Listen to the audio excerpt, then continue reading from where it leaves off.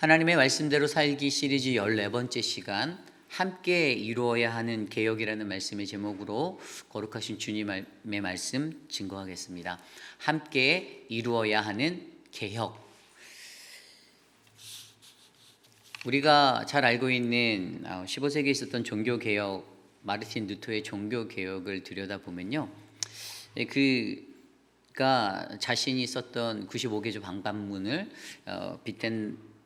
비텐부르크 성당의 문 앞에 갖다 붙이면서 그때 그 당시의 상황 속에서 내가 믿는 하나님, 그리고 이 땅에 세워지는 하나님의 나라가 오직 하나님의 말씀대로 거룩히 세워져 가기를 소망하며 그가 그 개혁의 포문을 열기 시작하였습니다. 그 당시에 구원에 관해서 그 당시에 살았던 많은 캐톨릭 신자, 천주교 신자들이죠. 그 신앙인들이 어떻게 하였습니까?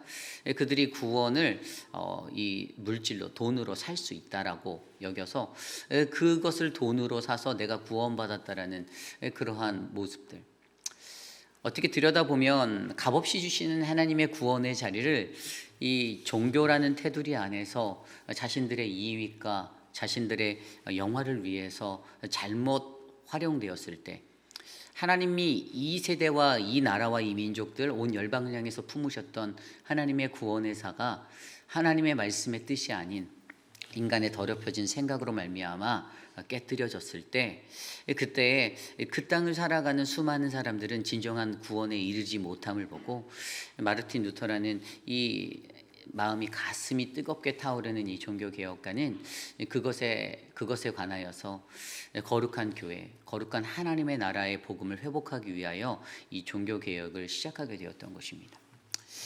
여러분, 우리가 살아가는 오늘날의 이 시대도, 이 시대에 세워진 수많은 교회들, 또 수많은 어떤 십자가를 안고 살아가는 수많은 그리스도인들, 그런데 그들의 삶 가운데 우리 안에 하나님의 법이, 하나님의 나라를 이루기 위해 무언가 변질되어지고 우리의 것들로 채워진 인간의 욕심이 가득 찬 그러한 법이 된다라면, 여러분, 우리의 삶 속에서도 분명 이것에 대해서, 이 불순종과 이 불의한 것들에 대해서 가슴 뜨겁게 타오르고 하나님의 말씀으로 다시 한번 바로잡아 온전하게 나아가고자 하는 그러한 개혁적인 신앙이 우리들에겐 반드시 필요합니다.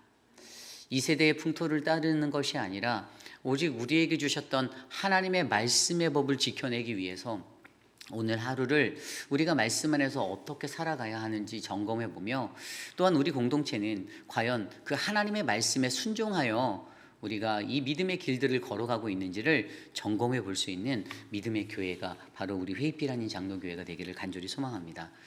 그러한 마음으로 오늘 말씀 속에서 과연 우리에게 말씀하시는 그 개혁이 어떠한 모습으로 이루어져야 하는가.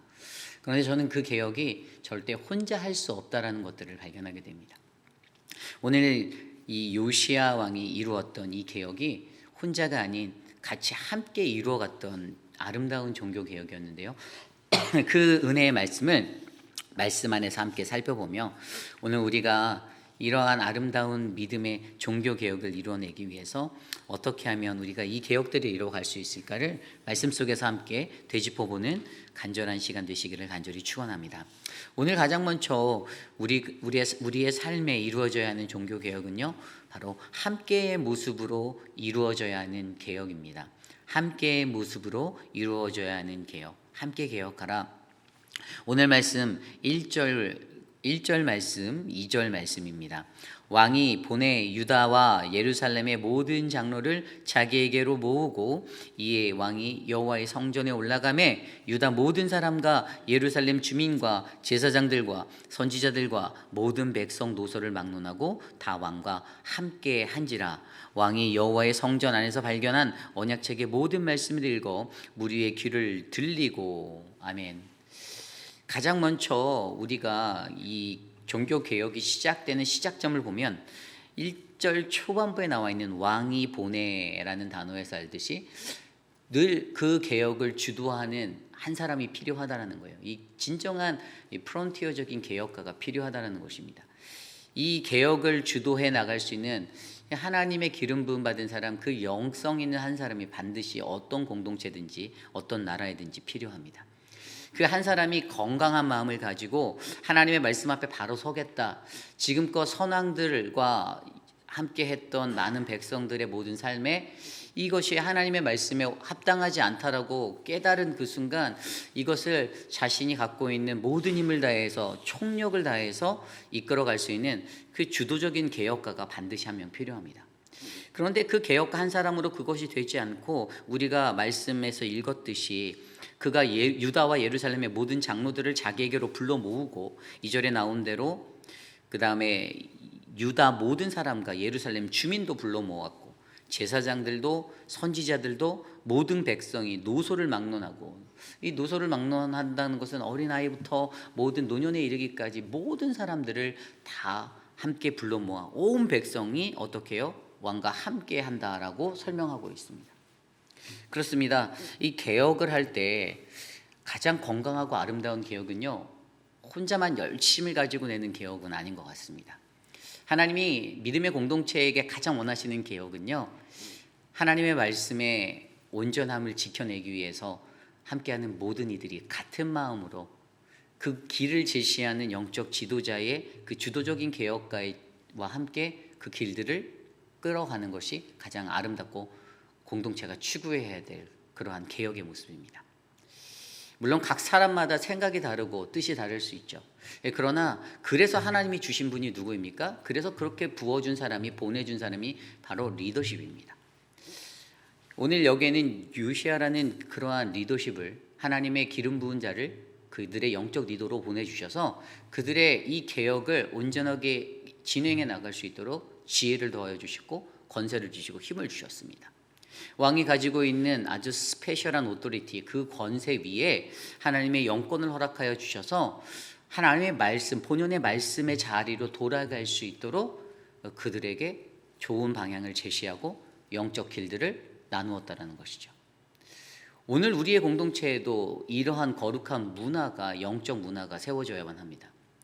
하나님의 믿음의 사람으로 보내준 목회자, 또 장로들, 또 다른 목회자들, 그들을 통해서, 또 이분 조금 세밀하게 들여다보면 사랑방 목자들, 각 팀장님들을 통해서 여러분들에게 부어주시는 그 은혜의 방향성을 온전하게 믿고 확신하여 거기에 어떠한 다른 생각도 낼 수 있지만 함께 마음이 합하는 마음으로 거기에 힘을 모아 함께 나아가야만 합니다. 그래야만 우리가 감당하는 우리 교회의 모든 사역들이 하나님의 마음에 합당한 아름다운 사역이 될 줄 저는 믿습니다. 그리고 이러한 함께의 모습으로 개혁할 때 주도적인 개혁가와 함께하는 동역자들이 함께 있다면 여기에서 무슨 방법으로 어떻게 해야 되는가, 오늘 그 모습을 들여다보니까 아까 읽었던 2절 말씀에 이에 왕이 여호와의 성전으로 올라가매 그들이 함께 올라갔다라고 기록하지 않습니까? 가장 먼저 중요한 것은요, 성전으로 올라가는 것입니다. 그런데 여러분, 성전으로 올라가는 그 이유가 왜 중요할까요? 우리가 묵상하고 있는 성경에서는요, 올라가다, 성전에 올라가다라는 단어들을 간혹 볼 때가 있습니다. 기억나실 거예요. 특별히 시편 말씀에서 굉장히 많이 나와요. 특별히 시편 120편과 134편에는 그 표제가 성전에 올라가는 노래라고 되어 있을 정도로 성전에 올라가는 것은 아주 특별한 영적 의미를 지니고 있습니다. 여러분, 왜 여러분들은 하나님의 존전으로 나오십니까? 왜 이들은 때마다 예루살렘이라는 그 도성 성전으로 올라갔을까요? 물론 지리적인, 지정학적인 위치에서 이 예루살렘이라는 도성이 해발 790m의 높은 고지대에 자리 잡고 있었기 때문에 그들은 그곳을 향하여 올라간다라는 표현을 썼습니다. 우리나라의 말로 좀 생각을 해보면, 여러분, 우리는 뭐 옛날에 시골에 살던 사람들이 서울에 올라간다, 뭐라고 하죠? 상경한다라고 하죠. 그리고 반대로 내려간다, 뭐라고 했습니까? 낙향한다라고 이야기합니다. 여러분, 우리들의 삶 속에서도 올라간다라는 것의 의미는요, 무언가 그 올라가는 것에 대한 특별한 의미를 가질 때가 있는데, 오늘 예루살렘으로 올라가는 이 이스라엘 백성들, 이들의 삶 가운데는 분명히 올라가는 것에 대한 특별한 영적 의미가 있다라는 거예요. 모든 백성들이 때가 되면 그들이 지켜야 하는 절기 때마다 예루살렘으로 올라갔습니다. 그런데 그들이 갈 때 그냥 아무 생각 없이 그곳으로 걸어갔을까요? 아니에요.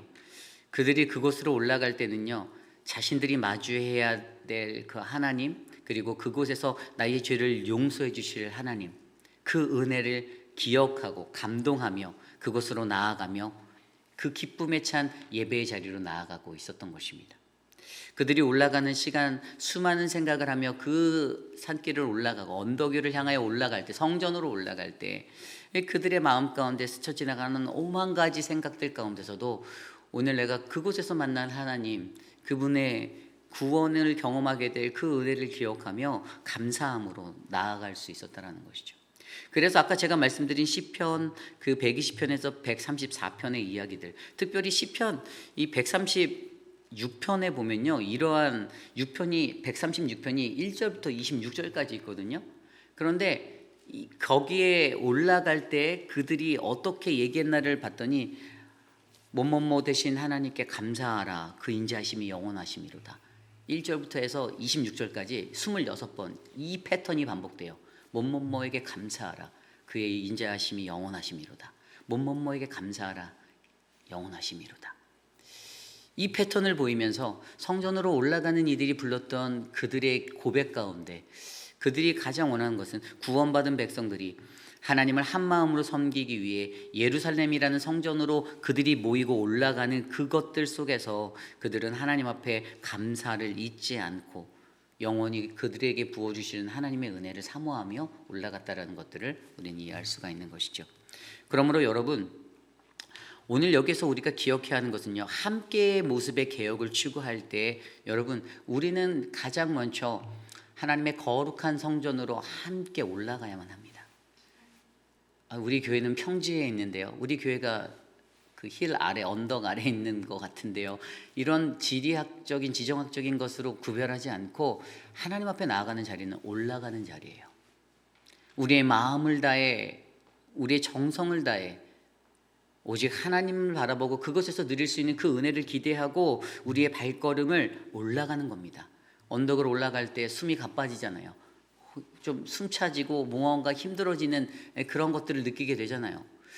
그러한 자리로 나아가듯이 그 순간순간마다 나의 모든 힘을 다해서 우리가 온 마음을 다해서 성전에 올라가는 이유는 바로 우리에게 구원자 되시고 우리에게 구원을 베풀어 주신 그 하나님의 감격, 감동을 하나님을 만남으로 느끼기 위해서 그분의 은혜를 바라며 그러한 준비된 마음으로 하나님의 성전으로 올라가는 그 믿음의 모습이 우리에게 필요하다는 것입니다. 그러므로 여러분, 저와 여러분들에게 우리가 함께의 모습으로 개혁을 할 때 우리가 같은 마음으로 이 성전에 모이시기를 간절히 축원합니다. 각각의 부분적으로 너무나도 다른 생각들을 갖고 살아가는 우리들의 모습이지만, 그러나 저와 여러분들에게 같은 동일한 마음, 오직 하나님의 구원 앞에 감사함으로 그의 영원한 인자하심을 바라며 나아가는 그 동일한 마음이 끊어지지 않고 우리 모두에게 흘러갔으면 좋겠습니다. 이곳으로 찾아오는 모든 사람들이 갖고 있는 개인적인 문제와 수많은 것들이 다 다르다 할지라도 우리들은 같은 하나님의 그 구원의 은혜에 감사하는 동일한 은혜를 갖고 하나님 앞에 나와 우리들의 삶의 모습들을 되돌아보고 되짚어보아 하나님 앞에 거룩한 믿음의 사람으로 거듭날 수 있는 그러한 믿음의 사람들이 되시기를 간절히 축원합니다. 그렇게 여러분, 이 내 삶에 우리 안에 이루어야 하는 종교개혁은요, 가장 먼저 함께의 모습으로 이루어야 하는 이 종교개혁임을 기억하시길 바랍니다. 그런데 여기서 멈추지 않습니다. 함께라는 마음으로 우리가 굳건하게 한 마음으로 기본적인 베이스가 닦여졌다면 그 다음 스텝으로 우리에게 요구하시는 것이 있는데요, 그것이 아까 2절에 읽었던 말씀의 또 3절의 말씀입니다. 왕이 단 위에 서서 여호와 앞에서 언약을 세우되 마음을 다하고 뜻을 다하여 여호와께 순종하고 그의 계명과 법도와 율례를 지켜 이 책에 기록된 이 언약의 말씀을 이루게 하리라 하매 백성이 다 그 언약을 따르기로 하니라. 아멘. 여기에서 중요한 것은요, 오직 하나님의 말씀 안에서 하나님과의 언약을 갱신해야 한다는 것입니다. 앞서 2절에서 그들 앞에서 어떻게 했습니까? 왕이 여호와의 성전 안에서 발견한 언약책의 모든 말씀을 읽어 무리의 귀에 들리고라고 되어져 있어요. 영어 성경 ESV 성경에 보니까요, 맨 처음에 뭐라고 되어져 있냐면은 He read in their hearing all the words of the books of the covenant that had been found in the house of the Lord. 주의 성전에서 발견된 책이죠. 이게 요시아가 성전을 수리하다가 보수공사하다가 hil기야 선지자를 제사장에 의해서 이제 발견되어져서 읽혀졌던 거잖아요. 그런데 여러분, 이것을 사반이 선지자가 읽자 요시아가 어떻게 했습니까? 이 같은 역대기 말씀에서는 그가 옷을 찢고 애통하고 막 통곡했다라고 나와 있어요. 어떤 말씀이 그의 귀에 들려졌길래 그가 이런 반응을 보였을까? 하나님의 말씀 앞에 섰을 때, 이 많은 신학자들은 이것이 모세오경이다, 어떤 이들은 신명기 말씀이다, 어떤 사람들은 그냥 제사장들의 문서다라고 얘기하는 사람도 있는데, 가장 가까운 것은 신명기의 말씀이 가장 가까워요. 성전에서 나온 것이 신명기서였던 거예요. 근데 신명기에 뭐가 적혀 있습니까? 여러분, 우리가 묵상한 신명기서에는요, 출애굽의 2세대들이 그들이 광야 속에서 다시 거듭나며 그들의 온전한 신앙을 회복하기 위해서 하나님이 일깨우셨던, 그들의 선조들이 가졌던 1세대들이 가졌던 불신앙의 세대가 사라지게끔, 그래서 그들의 불신앙이 개혁을 이루어서 그들의 신앙이 하나님의 순종의 신앙으로서 회복되어진 그러한 명령의 책이 바로 신명기입니다. 인간이 갖고 있던 불신앙, 그들이 가졌던 그 불신앙을 깨뜨려야 하고 순종의 자리로 바꿔야 한다는 것이 신명기서가 말씀해 주시는 그 언약들의 명령의 핵심이에요. 그래서 여러분, 결국에 오늘 요시아가 사반이 그 율법서를, 신명기서를 낭독하였을 때 그의 가슴이 찢어지고 눈물을 흘리며 애통하는 마음으로 그렇게 펑펑 울며 하나님 앞에 섰던 그 이유는, 자신의 옷을 찢고 섰던 이유는 바로 18년 동안 내가 열심히 나라를 다스리고 개혁을 이루고 무언가 산당도 없애고 여러 가지 일들을 했지만 여전히 그 안에 깨어지지 않았던, 바뀌지 않았던, 변화되지 못하였던 자신들의 죄악된 모습들을 바라보며 이 종교개혁을 단행하기로 결심함으로 그가 나아갔다는 것, 즉 그 안에 진정한 회개의 자리가 일어났기 때문이다라고 우리는 이해할 수 있는 거죠.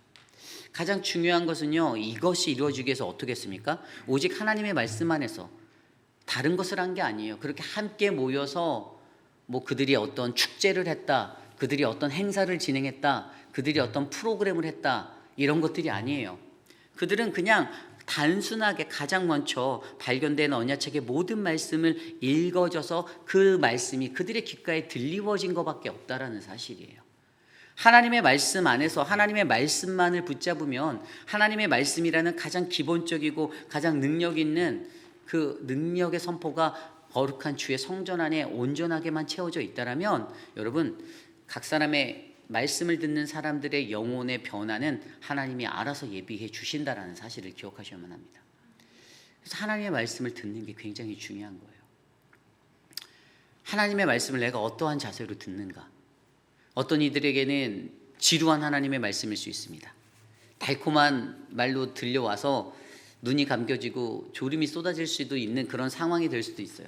그러나 어떤 이들에게는 이 새벽을 깨우고 나와 듣는 그 말씀이 내 삶의 옷을 찢고 내 마음의 애통함이 되어서 눈물을 흘리고 땅을 치는 통곡의 자리가 될 수 있다는 것입니다. 그것은 개개인의 그것에 따라 달라지는 거예요. 모든 사람들에게 주어져 있는 그들의 말씀을 향한 그 마음밭에 따라 이것이 달라진다는 것입니다. 옥토밭에 뿌려지는 그 씨앗이 되는 그 하나님의 말씀의 능력이 되는 자가 있고, 가시밭과 돌밭에 길가에 뿌려진 자들처럼 그렇게 시들어 죽게 되는, 전혀 싹을 틔우지 못하는 그러한 자리도 있다는 사실을 기억하셔야 합니다. 그러므로 여러분, 가장 먼저 오직 하나님의 말씀 안에서 우리가 하나님의 말씀을 온전히 들을 수 있는 그 영을 내게 허락해 달라고 기도하셔야만 합니다. 그리고 거기에서 멈추지 않습니다. 어떻게 됩니까? 바로 그 말씀 안에서 하나님과의 언약이 갱신되어지는 거예요. 옥토밭으로 뿌리 내려진 자들에게 뿌려진 그 씨앗, 하나님의 말씀의 씨앗이 어떻게 됩니까? 3절에 읽었던 대로 언약을 세움, 바로 결단의 자리가 되는 것입니다. 하나님과의 언약이 다시 한번 내 안에 새롭게 결단되어지는 거예요. 하나님이 내게 말씀하셔서 약속하셨던 그 모든 그것들을 내가 결단하는 겁니다. 어떻게 결단합니까? 오늘 요시아는요, 여호와 앞에서 언약을 세우되 마음을 다하고 뜻을 다하여 여호와께 순종하여 마음과 뜻을 다해 순종한다라고 결단합니다. 주님, 내게 말씀하시는 그 말씀을 내 마음과 내 뜻과 내 정성을 다해 내가 순종하겠습니다. 그리고 뭐 합니까? 그의 계명과 법도를 율례를 지켜 그 언약의 말씀을 이루겠다라고 다짐합니다. 내가 실천하겠습니다. 하나님, 내가 감당하겠습니다. 내가 이 말씀의 사람이 되겠습니다라고 결단하는 자리가 언약의 갱신으로 일어나는 거예요. 그러므로 여러분, 예배라는 자리는요, 항상 우리들에게 주셨던 하나님의 언약이 들려지는 말씀 안에서 새롭게 갱신되어지는 그러한 자리임을 믿으셔야만 합니다. 이것이 종교개혁이에요. 여러분, 진정한 종교개혁은요, 무언가 외적으로 보이는 것을 뜯어 고치는 것을 넘어서 그들의 삶 가운데 영적으로 내면적으로 채워져 있던 우리들의 신앙의 태도와 우리들의 신앙의 결단과 우리들의 신앙의 행동들의 그 모든 자리들을 하나님 앞에 새롭게 결단하고 다짐하고 새롭게 하는 그러한 자리입니다. 그것이 예배예요. 예배의 순간순간마다 그냥 와서 마당만 밟고 지나가는 그러한 객이 되는 것이 아니라 하나님의 거룩한 성전 안에서 들려지는 그 말씀 안에서 내 삶의 애통함을 회개함으로 침으로 내 스스로가 다시 한번 하나님 앞에, 이 하나님 앞에서라는 단어가 제가 전에도 설명드렸지만 히브리어 파네라는 그분의 얼굴, 그분 앞에서요, 하나님을 대면하는 거예요. 두렵고 떨림의 마음으로 하나님을 대면하는 거예요. 구약시대의 사람들은 하나님의 얼굴을 보면 죽음이다라고 여겼던 그 신앙의 자리를 우리는 예수 그리스도의 보혈의 공로로 말미암아 우리는 그 죽음을 면하게 되어 하나님을 각자가 대면할 수 있는 그 영권과 은혜를 누리게 되었잖아요. 하나님을 대면하는 그 순간순간마다 하나님께서 우리에게 주시는 거룩한 주의 말씀 안에서 나를 비추어 보아, 하나님, 내가 이것이 부족했습니다. 하나님, 내가 이것이 연약했습니다. 하나님, 나를 더욱더 강하고 하나님의 말씀대로 살아갈 수 있는 언약의 사람으로 주님 능력 베풀어 주시옵소서라고 간구하는 그러한 믿음의 결단이 우리의 예배를 통해 일어나기를 간절히 소망합니다. 오직 하나님의 말씀 안에서 하나님과 우리 안에 주어진 이 언약이 갱신될 수 있음을 기억하십시오. 하나님이 내게 주셨던 그 언약의 갱신은 절대로 다른 것으로는 이루어질 수 없습니다. 오직 하나님의 말씀 안에서만 가능한 거예요. 목회자인 저를 통해서도 불가능합니다. 저는 그저 이 앞에서 하나님의 음성을 대언하는 대언자일 뿐입니다. 그렇게 여러분들의 귓가의 마음밭에 뿌려지는 말씀 속에서 여러분들 개개인들이 그 말씀을 듣고 여러분의 것으로 받으시고 여러분들이 하나님 앞에 무릎을 꿇으시고 하나님 앞에 다짐하시고 결단하시고 내 삶을 갱신하며 그렇게 나가셔야 되는 것입니다. 이것이 진정한 우리들 개인의 내 삶의 종교개혁이 되는 것이에요.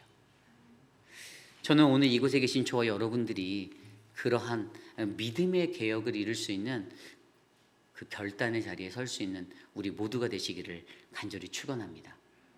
우리에게 들려진 하나님의 말씀 속에서 여러분들의 마음을 온 마음과 정성과 뜻을 다하여 하나님의 말씀 앞에 집중하시기를 부탁드립니다. 그리고 여러분, 함께 우리에게 나온 들려진 이 말씀 속에서 이 주어진 이 말씀을 내가 반드시 지켜내며 살겠다라는 강인한 다짐을 하시기를 부탁드립니다. 그런데 여기에서 그 다짐으로 멈추면 될까요? 아니에요. 마지막으로 우리에게 주시는 것은 거국적인 종교개혁을 바르게 단행하셔야 한다는 것입니다. 오늘 말씀 4절부터 20절까지의 말씀에는요, 요시야가 했던 개혁의 내용들을 하나하나 디테일하게 설명해 놓았어요. 근데 내용들을 보니까 정말 많은 거예요. 제가 이거를 묵상하고 또 읽고 또 읽었는데 와, 정말 많은 일을 했다. 무엇을 했나 하나씩 살펴볼까요? 4절 보니까요, 4절에는 대제사장 hil기야, 거기에다가 제사장들과 성전 문지기들이 우상 숭배에 사용되었던 모든 기구들을 끄집어내서 불살라버렸다라고 기록하고 있습니다. 하나님의 예배에 사용된 것들이 온전하지 못한, 하나님이 원하지 아니하는 그런 거룩함을 잃어버린 도구일 때 여러분, 그것들은 반드시 사용돼서는 안 된다라고 가르쳐준 영적 원리를 우리에게 알려주고 있습니다. 그리고 5절의 말씀에 보니까 이 지어놓은 산당에 세운 제사장들을 다 제거했다라는 거예요. 제사장들에 대한 규례가 무너진 것들이 많이 있었다라는 거예요. 특별히 북이스라엘 같은 경우는 제가 전에 말씀드렸잖아요. 이들이 여로보암의 그 제사 그들이 단과 베델에 이렇게 세워서 금송아지 2마리 세워놓고 했을 때 이 백성들이 르호보암한테 올라갈까봐 그것이 두려워서 그들을 거기 가지 못하게, 야 너희들에게 이곳을 정해놓았으니 여기서 예배해. 그러다 보니까 그들의 지역마다 또 다른 산당들이, 수많은 허울뿐인 산당들이 세워지고, 레위 자손을 통해서 제사장으로 세워져야 하는 그 직분자들을 자신의 입맛에 따라 자신의 눈에 보기 좋은 사람들로 해서 다스렸다라는 것이에요. 이러한 불의한 모습들이 있었습니다. 거룩한 제사장이라고 말하면, 지금 우리들의 현대 시대의 제사장은 누굽니까? 목회자들을 일반적으로 가르치죠. 조금 이렇게 좁은 의미에서는, 넓은 의미에서는 물론 여러분들도 믿음의 제사장, 하나님의 거룩한 백성이지만, 조금 좁은 의미에서는 저희와 같이 정규적인 신학 과정을 한 사람들, 신학교를 다니고 몇 년 다니고 기초 신학 과정과 모든 것을 하고 졸업한 후에 바로 되는 것이 아니라, 저희 교단 같은 경우는 준목, 예를 들면 이제 총신 같은 교단, 합동 교단에서는 이제 강도사라고 하는 인턴십의 과정을 2년 동안 풀타임으로 해야지만, 1년의 과정을 해야지만 졸업을 한 자들이 이제 목사고시를 볼 수 있는 자격이 주어지는 거예요. 그리고 나서 저희는 2년 뒤에, 그 2년 동안 집중 교육을 해마다 가서 받고, 이제 정해진 담임 목회자 지도위원회 그 지도 아래서 전임 사역을 통해서 평가서를 제출하고, 2년 동안 이 과정을, 학부 대학원을 나와도 이것을 꼭 해야지만 목사 시험을 볼 수 있는 자격이 그때 주어져요. 그리고 나서 목사 시험을 또 봅니다. 떨어지는 사람도 있습니다. 그 시험을 보고 나면 이제 드디어 목사 안수를 받을 수 있는 기회를 얻게 되는 거예요. 목회자가 되기 위한 과정들이 쉽지 않다라는 것이 저는 굉장히 중요하다고 봅니다. 어떤 교단들은요, 우리 장로교회 다른 교단들은요, 번개불에 콩 볶아 먹듯이 목사 안수 주는 교단들이 있습니다. 그래서 사실은요, 어떤 교회가 청빙을 하거나 할 때 그 목회적인 백그라운드를 체크하는 것이 굉장히 중요한 게, 물론 하나님께서 영권을 주셔서, 그에게 신령한 영을 주셔서 아주 탁월한 어떤 프리칭 능력과 그런 능력은 있지만, 그러나 그가 준비된 자로서 어떤 일련의 훈련 과정을 거치지 않고 된 자와 된 사람의 차이는 굉장히 크다라고 저는 믿습니다. 근데 우리 장로교단은 그런 것들이 너무나도 정확해요. 하나하나 정확히 검증되지 않으면 그 자리에 갈 수가 없습니다. 이분 제가 우리 교회 담임 목회자로 청빙해서 올 때도 같은 장로교단의 뿌리인데도 불구하고 이쪽으로 트랜스퍼하기 위해서 저는 시험을 따로 또 봤어요. 이것들이 계속 반복되어지는 거예요. 목회자로서의 그것들을 검사하는 겁니다. 여러분, 1년의 이런 과정들, 그런데 오늘 그가 세워놨던 그 제사장들은 어떤 사람들이었습니까? 자기의 마음에 맞는 사람, 아무런 격식 없는 사람, 아무런 훈련조차 되지 않은 사람을 얼렁뚱땅 세워놓으니 어떻게 돼요? 결국에 사이비만 늘어나는 거예요. 사이비만. 결국에 오늘 그는요, 지원원 산당에 세운 모든 제사장들을 다 제거하였습니다. 우상 숭배자들을 모두 다 죽여버렸어요. 그리고 6절 말씀 볼까요? 6절 말씀에도 보면 아세라 여신상을 기드온 골짜기에서 불태웠고 가루로 만들어 공동묘지에 뿌려버렸다고 합니다. 7절 말씀에는 성전 안에 남창 숙소를 두었던 것을 다 헐어버렸다고 했어요. 성전이 더러워져 있었던 거예요. 여자들이 아세라 여신을 위해 휘장을 짜는 곳이 그곳이었는데 그곳에 남창이 있었다는 거예요.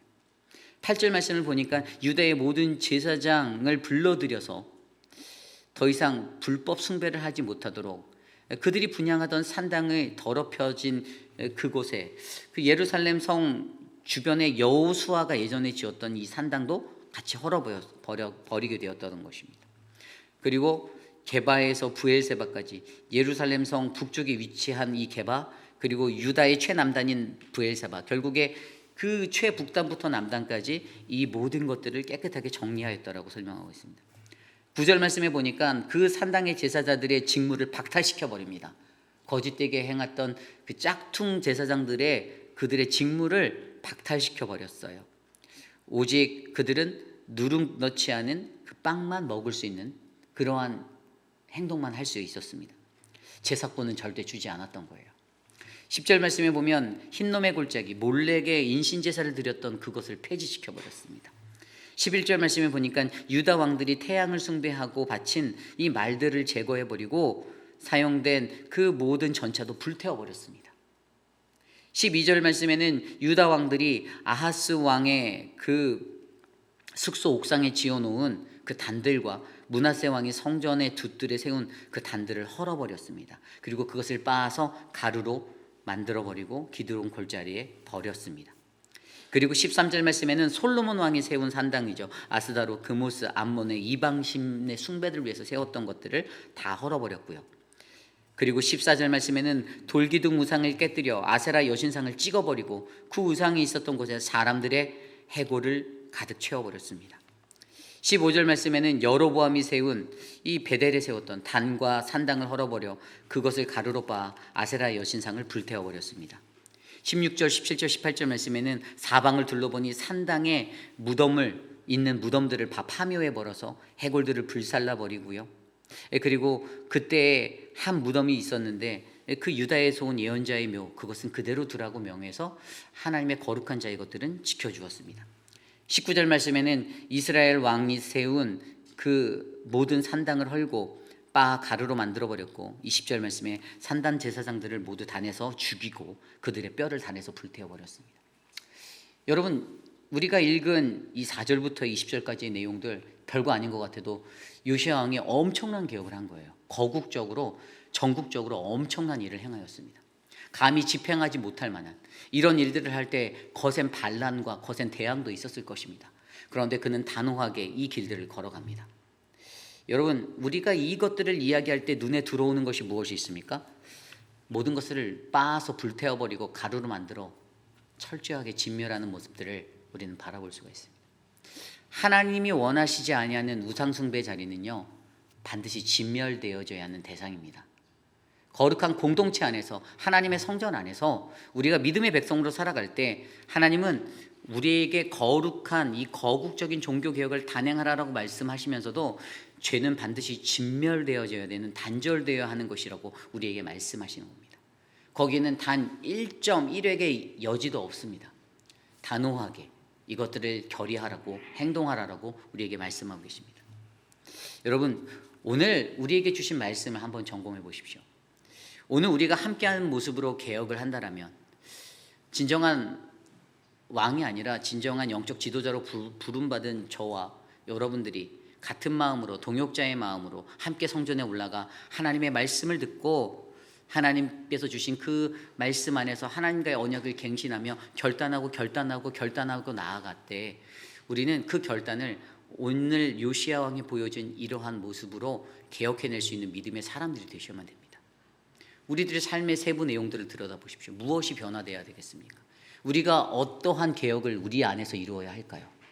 우리 교회가 수십 년의 전통을 가지고 해왔던 수많은 것들, 그것들 가운데 오늘 이 시대를 살아가며 우리에게 진정한 개혁으로 주어져야 하는 것들은 무엇이 있을까요? 분명히 있습니다. 우리들 스스로가 깨어서 함께 같은 마음으로 이 부분들을 갱신해야 되는 것, 개혁이 필요합니다. 우리가 이제 돌아오는 주일에 여러분 직분자 선출을 위한 공동회의를 합니다. 굉장히 소수가 지명됐습니다. 장로 2분, 안수집사 1명. 기존에 계획했던 수많은 것들이 이번에 우리 이태우 장로님께서 이것들을 이끄시면서 가장 교회의 법에, 가장 하나님의 말씀에 맞는 그 공동체로 이것들을 이끌어 주셔서 소수의 사람이지만 하나님의 법이 세워질 수 있는 그 길들을 우리가 조금이나마 노력해 보게 되었습니다. 여태까지 수많은 집단과 공동체는요, 겉으로는 하나님 말씀대로 거룩함을 이루길 원한다라고 말하면서도 그들 안에서 자신들만의 법이 세워지고 유도리가 발동되어서 하나님 앞에 온전히 서지 못하는 믿음의 백성들의 교훈을 줄 때가 많이 있었습니다. 굉장히 어려운 거예요. 이번에 공천위원들이 이 일들을 단행할 수 있었던 게 여러분, 저는 요시야 왕의 종교개혁과 같다라고 생각합니다. 굉장히 어려운 부분입니다. 민감한 부분이에요. 사람들의 마음 가운데, 그들의 마음 가운데 반대가 일어날 수 있고 대항을 만들 수 있는 어떤 꺼리를 주는 거라고 생각할 수 있어요. 하지만 가장 중요한 건 누군가가 하나님의 말씀대로 이것들을 바로잡지 않으면 여러분, 우리는 여전히 10중 8구 귀에 걸면 귀걸이, 코에 걸면 코걸이 되는 그런 플렉시블한 하나님의 법을 만들며 살아가는 자들이 되는 것입니다. 하나님이 원하지 않는 거예요. 하나님이 거룩한 사람, 온전한 11조, 하나님 앞에 11조가 무엇입니까? 11조라고 말하는 것은요, 내게 이미 주신 것, 내게 주신 모든 것은 하나님의 것임을 내가 인정하는 신앙이 내 가장 기초예요. 여러분, 저희는 그 액수를 들여다보지 않습니다. 무엇을 보는지 아십니까? 하나님 앞에 가장 먼저 주님이 주신 것을 인정하며 하나님께 나의 첫 소산을 드립니다, 이 마음이 있는가를 확인하는 것이지. 그래서 우리의 모든 성도들이 이 일들을 감당하는, 함께하는 사람이 되기를 소망하고 기도하는 것이지, 솔직히 여러분들을 혼내고 왜 그거 안 하세요라고 할 마음은 1도 없어요. 개인의 양심에 따라, 개인의 신앙에 따라 개인이 드려지는 자리예요. 그래서 이번에 이런 일들을 할 때 많은 장로님들도 저에게, 목사님 이것에 대해서 교육을 우리가 얼마나 했습니까? 라는 것들을 제게 물어보셨어요. 근데 여러분, 교육은 사실 일상에서 이루어지는 겁니다. 우리가 듣는 말씀 속에서, 여러분 11조라는 행동들은 우리가 어려서부터 듣던 거예요. 다 아는 얘기예요. 이 믿음의 가장 기초되는, 가장 기본되는 자리들. 그렇다면 제가 간절히 여러분들에게 원하고 부탁하는 것은, 여러분, 우리가 가장 먼저 하나님 앞에 온전한 믿음의 사람으로 서기 위해서 우리가 조금은 같이 노력해 보자라는 것입니다. 그런 거룩한 문화를 같이 만들어 가자라는 것입니다. 교회 공동체 생활하다가 마음이 삐지면, 그래 내가 내 지갑을 열지 않겠어. 여러분, 하나님은 그 태도를 원하지 않으세요. 오늘 내가 쓸 수 있는 모든 것들은 누가 주셨습니까? 하나님이 주셨어요. 내 것이 하나도 없습니다. 우리가 죽을 때 가져갈 수 있는 거 하나도 없어요. 가장 기초적인 그 신앙을 내가 지키며 살아가는 믿음의 공동체가 저는 우리 교회가 되겠다라는 거예요. 우리의 공예배, 여러분 절대평가에 공예배를 왜 넣었습니까? 예배는 내가 취미생활로 선택하는 셀렉션이 아니에요. 예배는 하나님을 만나기 위해서 하나님이 주신 법 아래서 우리가 안식일을 섬기고 우리가 나아가는 자리입니다. 이거는 뭐 교회가 세워서 교회가 여러분들에게 뭔가를 재기 위해서 준 기준이 아닙니다. 하나님의 법이고 하나님의 은혜예요. 거룩한 성전에 나와 예배하는 거, 공예배 참석하는 거, 이거는 믿음의 사람으로서 당연히 드려져야 하는 그런 일부분인 거예요. 여러분, 우리가 이 가장 기본적인 원리들을 망각하고 살아갈 때, 괜찮아, 이 정도 선은 괜찮아, 이 정도도 잘하는 거야, 이 정도도 최선을 다하는 거야 라고 말할 수 있지만, 하나님의 입장에서는 우리에게 돌아오라라고 말씀하시는 하나님의 음성이 울려 퍼진다라는 것이죠. 저는요, 오늘 이 시대를 살아가는 저와 여러분들이 그러한 믿음의 삶을 살아내기 위해서, 하나님의 말씀대로 살기 위해서, 우리들 안에 종교개혁을 이루어내기 위해서 함께 이루어가는 종교개혁을 하셔야만 합니다. 이제 말씀을 정리하고자 합니다. 제가 3년의 시간이 이제 거의 다 돼가고 있어요. 우리 교회에 온 지. 제가 혼자 요즘에 무슨 생각을 했냐면, 나 혼자 열심히 달려가고 있진 않나라는 생각이 들 때가 많았습니다. 저는 우리 교회에 부임해서 지금까지 마음속에 어떤 마음이 있냐면, 하나님, 주님이 보내주신 믿음의 교회가 하나님이 보시기에 가장 아름다운 교회가 됐으면 좋겠습니다가 제 기도입니다. 그것은 다른 것이 아니에요. 사람들이 많이 모이면 아름답습니까? 아니에요. 한 사람이 모이더라도 하나님 앞에 바르게 세워진, 하나님 앞에서 바르게 세워진 한 사람만 있으면 하나님, 그 교회는 하나님의 영광 받는 그런 교회가 되는 거라고 저는 믿습니다. 그래서 여러분, 제 사명은 여러분들이 그 한 사람이 되는 거예요. 여러분 각각의 그분들이 진짜 하나님의 백성이 되어주시는 겁니다. 하나님의 말씀 앞에서 혼미함을 그치고, 하나님의 말씀 앞에서 주님의 말씀으로 나를 돌아보아 내가 오늘은 하나님 앞에 어떠한 모습으로 살고 있는지를 점검하는 인생이 되는 것입니다. 그래서 제가 고민했어요. 나 혼자 발버둥 쳐도 절대 안 되는데, 나랑 우리 장로님들만 열심히 해도 안 되는데, 모든 교우들이 같은 마음으로 가주셔야 되는데, 그 생각이 제가 들었어요. 어떻게 하면 모든 성도들이 같은 마음, 동일한 비전을 꿈꿀 수 있을까? 여러분, 우리 안에 이 동일한 비전의 역사가 넘치기를 간절히 소망합니다. 이 교회를 하나님의 몸된 교회로 세우기 위해 여러분들이 눈물을 흘려주시고 땀을 흘려주시고 기도를 심어주셔서, 여러분들 세상에 있는 수많은 교회보다 우리 회의빛 한인 장로교회가 더욱더 하나님이 보시기에 아름다운 믿음의 교회 될 수 있도록 기도해 주시기를 부탁드립니다. 그러한 마음으로 이 시간 이 찬양을 함께 드리기 원하는데요. 우리 함께 걸어요. 우리 함께 이 찬양 드리겠습니다.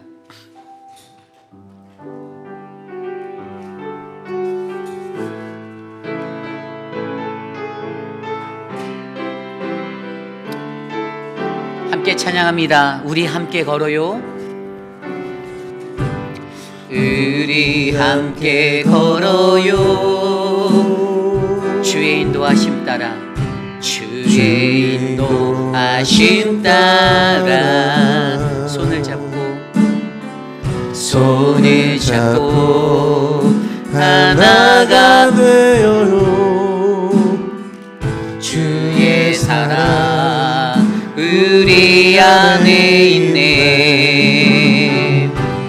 우리 서로 섬기며 주의 사랑 나눌 때, 주의 사랑 나눌 때 모든 사람 다 알게 되리라. 우린 주의 가족. 우리 다시 한번 처음부터 찬양할까요? 우리 함께 걸어요. 우리 함께 걸어요. 주의 인도하심 따라 손을 잡고 하나가 되어요. 손을 잡고 하나가 되어요. 주의 사랑 우리 안에 있네. 우리 서로 섬기며 주의 사랑 나눌 때 모든 사람 다 알게 되리라. 우리 주의 가족임을. 우린 주 안에 한 가족.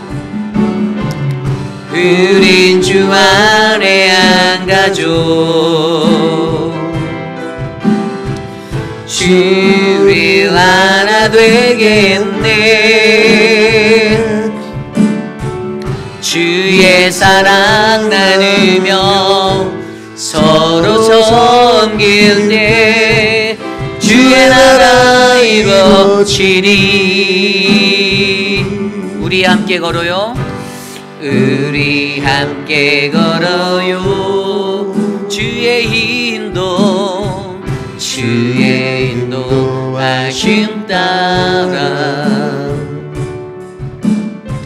손을 잡고 하나가 되어요. 우리 안에 있네. 우리 서로 섬기며 주의 사랑 나눌 때 모든 사람 다 알게 될 것입니다. 모든 사람 다 알게 되리라. 우리 주의 가족임을. 우린 주 안에 한 가족. 주일 하나 되겠네. 주의 사랑 나누며 서로 섬길 때 주의 나라 이루어지리.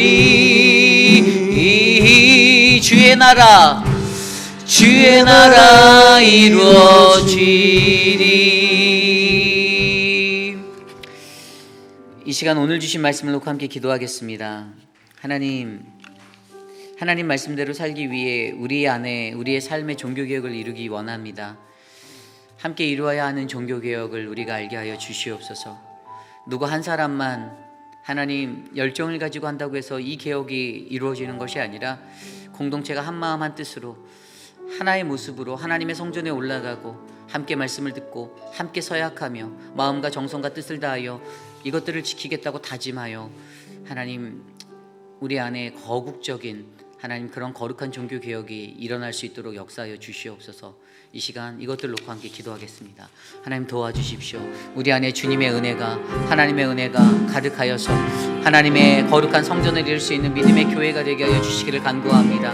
하나님 모든 사람들이 한 마음 한 뜻으로 하나님의 말씀 앞에 온전히 세워져 나가는 거룩한 교회를 꿈꾸게 하여 주시고, 하나님 반드시 깨어져야 하고 진멸되어져야 하는 죄의 자리는, 하나님 우상 숭배의 자리는 깨어지게 하여 주시고, 하나님 가루가 되어 빠지게 하여 주셔서 하나님 뿌려지게 하여 주시옵소서. 하나님 우리 안에 그러한 단호한 결단 없이는 그 어떠한 것도 이룰 수 없습니다. 하나님 우리 교회가 믿음의 거룩한 공동체가 될 수 있도록 하나님 역사하여 주시옵소서. 타협의 마음, 하나님 여지에 여백을 두는 그러한 자리가 없게 하여 주시고, 하나님 죄와 싸워 우리가 승리할 수 있도록 도와주시옵소서. 인도하여 주시옵소서. 이끌어 주시옵소서. 이 시간 기도할 때 오늘 있을 김치 페스티벌을 위해서 기도합니다. 한미여성회가 주관하는 이 행사 가운데 보니까 우리 교회 교우분들이 정말 많이 섬겨주고 계셨습니다. 지난 한 주 동안에 정말 애를 많이 써주셨어요. 너무나도 감사하고, 그렇게 수고한 영광의 은혜는 하나님께서 갚아주실 줄 믿습니다. 오늘 행사가 이 지역사회 안에 하나님의 은혜 행사가 되기를 소망합니다. 여러분들 함께 참석해 주시고 동참해 주시고 또 함께 응원해 주셔서 오늘 행사가 잘 진행될 수 있도록 기도해 주시기를 부탁드립니다. 이를 위해서 수고하고 있는 우리 한미여성회 소속의 우리 성도들이 계십니다. 한 분 한 분 하나님의 은혜로 잘 되어질 수 있는 믿음의 사람들이 되게 해달라고, 또 그로 인해 우리 교회가 하나님께 쓰임받는 아름다운 교회가 될 수 있도록 이 시간 함께 기도하겠습니다. 하나님 도와주십시오. 하나님 귀한 행사들을 하나님 우리가 감당할 수 있는 은혜의 교회가 되게 해주셔서 감사합니다. 기도로 가장 먼저 애쓰는 교회 되게 하여 주시고, 하나님 이번 행사를 통하여서 하나님의 사랑이, 주의 복음이 증거될 수 있는 하나님 복음의 도구가 되게 하여 주시옵소서. 이를 위해 수고한 많은 이들 계십니다. 우리 성도들을 축복하여 주시고 그들의 섬김을 통해서 하나님 영광 받아 주시옵소서. 주님의 은혜로 함께하여 주시옵소서. 이끌어 주시옵소서. 도와주시옵소서. 함께 하시기를 간절히 간구합니다. 우리 마지막으로 기도할 때 내일 드려질 예배를 위해서 기도합니다. 내일 주일 예배 가운데 우리 아이들의 예배와 또 우리 EM의 예배, KM의 모든 예배가 주의 영광 가운데 드려지기를 원합니다. 모든 이들이 마음을 다하여 주님 앞에 나오도록 이 시간 기도하고 제가 축도한 후에 예배 마치겠습니다. 기도하겠습니다. 하나님 도와주십시오. 우리 안에 주어진 모든 예배가 주님의 성령 충만함 가운데 하나님 나아갈 수 있는 거룩한 예배가 되게 하여 주십시오. 하나님 표곤 목사님과 유정은 전도사 저에게 하나님의 말씀을 증거할 수 있는 권세를 허락하여 주시고, 온전한 주의 말씀 안에서 하나님만 높이고 주의 영광 받도록 하나님 우리의 예배를 인도하여 주옵소서. 우리 성도들 거룩한 주의 옷을 입고 나와 성령의 옷으로 하나님 앞에 서기를 원합니다. 하나님의 은혜를 베풀어 주시고 저들의 마음을 하나님 만져주시고 주님의 능력을 세워주셔서 하나님 인도하여 주시옵소서. 주님 이끌어 주시옵소서. 하나님 우리의 예배가 주님의 은혜가 되기를 원합니다. 성령 하나님 우리의 예배를 기뻐 받아주시고 하나님의 사랑으로 가득 채워 주시옵소서. 주님 우리의 예배를 주께 올려드립니다.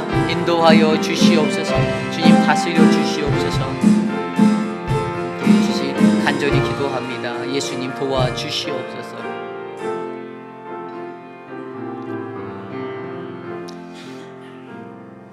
참으로 존귀하신 하나님 감사합니다. 하나님 우리 회의빛 아닌 장로교회에 하나님의 뜻이 온전히 세워지는 거룩한 공동체가 되기를 간구합니다. 하나님 우리를 향하여서 말씀하시는 하나님 그 음성 듣고 하나님 내 삶의 작은 부분이라도 하나님 앞에서 온전하게 개혁할 수 있는 그 믿음의 신앙이 우리들 안에 일어나갈 수 있도록 은혜 베풀어 주시옵소서. 결코 혼자 살아갈 수 없는 공동체적인 삶, 하나님 각 사람을 한 가족으로 불러주셨사오니 서로 사랑하고 아끼고 섬기고 따뜻한 말, 사랑의 말 나눌 수 있는 믿음의 가족으로 거듭나게 하여 주옵소서. 우리의 모든 예배를 주님이 지켜주시며 온전한 예배가 드려질 때, 기쁨의 예배가 드려질 때, 거룩한 예배가 드려질 때 우리의 영이 회복되어질 수 있는 은혜를 베풀어 주시옵소서. 지금은 우리 구주 예수 그리스도의 무한하신 은혜와 그 크신 하나님의 사랑하심과 성령 하나님의 감화감동 교통하심의 역사가 거룩한 하나님 말씀대로 살기 위해 우리들에게 말씀하시는 그 하나님의 말씀 안에서 우리가 함께 한마음 되어 하나님 작은 우리들의 삶을 개혁해 보겠습니다. 우리의 어그러진 신앙의 자리들을 바르게 세워 보겠습니다라고 다짐하는 사랑하는 우리 회의빛 아닌 장로교의 모든 성도들 머리 위에 지금으로부터 영원토록 함께 하시기를 간절히 축원하옵나이다. 아멘.